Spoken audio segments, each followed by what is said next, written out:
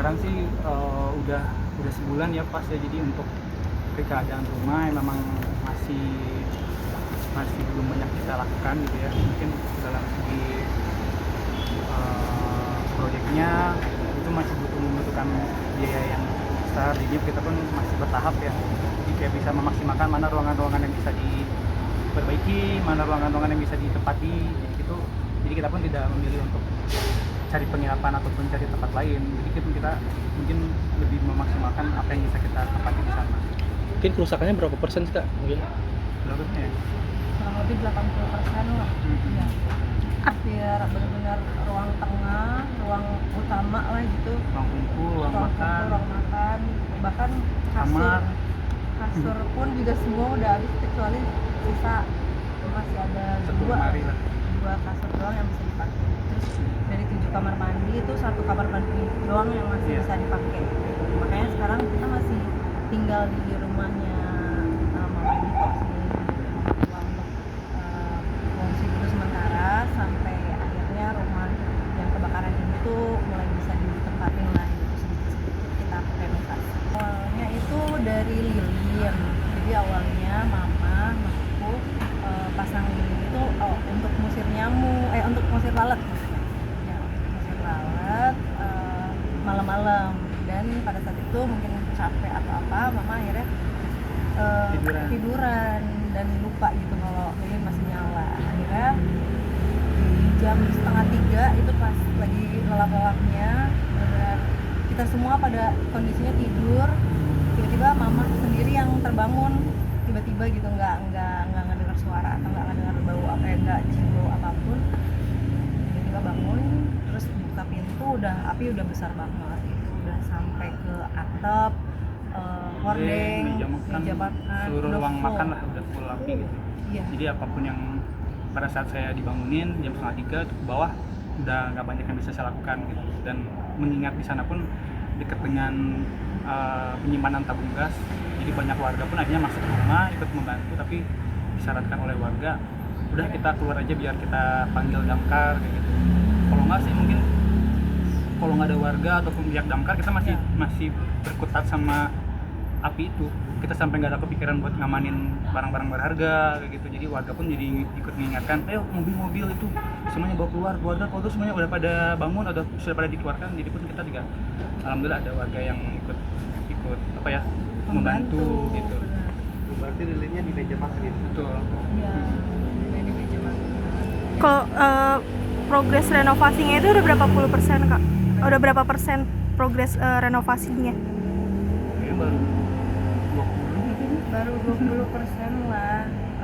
Pokoknya bener-bener yang nggak terlalu kena kebakaran, misalnya kayak ada setengah atap tuh masih bisa dipakai, kita tutup lagi atapnya. Nah terus juga ada ruangan yang Al-Quran yang isinya 3.500 Al-Quran, itu juga masih bisa terpakai. Jadi beberapa ruangan aja sih ya. Ya, karena total juga ada sekitar 12 orang yang menghuni rumah kami itu.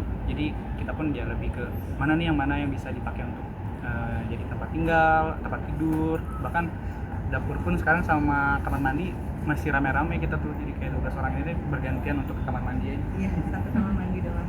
Untuk kondisi psikis anak-anak sejauh ini seperti apa? Nah, anak-anak karena kita concern ya, jadi di sana tuh di rumah tuh masih debu, bahkan ada bekas-bekas apinya juga dari segi kayu-kayu yang terbakar lah ya. Jadi kita lebih khawatir daripada jadi nafas yang udara yang nggak baik untuk pernapasan anak-anak. Jadi kita pun anak-anak sih ditinggal di rumah mama aku dulu. Jadi kita kayak cerita aja gitu, ini rumahnya lagi diperbaiki dulu ya, direnov dulu, jadi almarhumnya di rumah mama, terus anak-anak tuh juga rumah neneknya. Jadi anak-anak tuh juga karena memang lihat apinya juga gitu, jadi kita juga cerita proses-prosesnya. Terus anak-anak juga kayak berdoa gitu, ya Allah gitu, kita suruh Almasya berdoa aja yuk, semoga bisa punya rumah yang bagus lagi, terus kamarnya juga bagus. Terus anak-anak juga paham Ya, semoga dikasih kamarnya rezeki yang baik gitu kan. Iya, jadi anak-anaknya ikut berdoa. Ini jadi trauma nggak sih Kak ke anak-anak atau dari Kak Anissa sendiri gitu? Kalau dibilang trauma mungkin belum ya, karena maksudnya gini, anak-anak kita tuh kan umurnya 3,5 tahun, jadi emang masih kecil banget.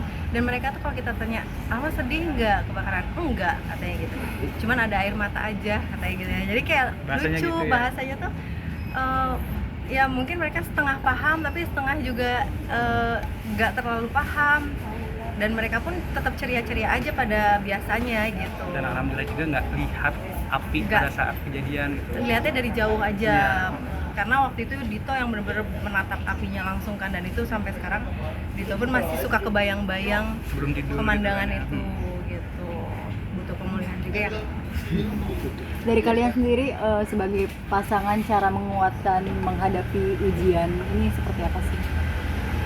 Ya pastinya kayak dalam 2 bulan ini tuh banyak banget gitu, kayak ujian, musibah, terus juga hari ini juga kita datang ke Jakarta untuk memenuhi panggilan kepolisian juga sebagai ya Allah, ini kita lagi diuji sama Allah supaya kuat lagi, lebih kuat lagi nih, apa atau kita berbaik sangkanya ada hadiah apa nih yang Allah siapkan buat kita nih setelah kebakaran. Terus juga Nenek aku 2 minggu kemudian nenek meninggal. Lalu datang acara hari ini juga sebenarnya membuat apa ya, menguras tenaga dan pikiran juga kan gitu. Jadi kita emang benar-benar bulan-bulan yang kita rasa lagi penuh dengan duka ya, Ya, bisa dibilang kayak gitu. Tapi ya insya Allah kita bisa melewati semuanya dengan saling menyemangati, berdoa, dan ini juga untuk anak-anak juga ya. Semoga semuanya bisa kembali dalam kondisi normal lagi gitu. Oke, terima kasih. Terima kasih, Kak. Kak. Selalu.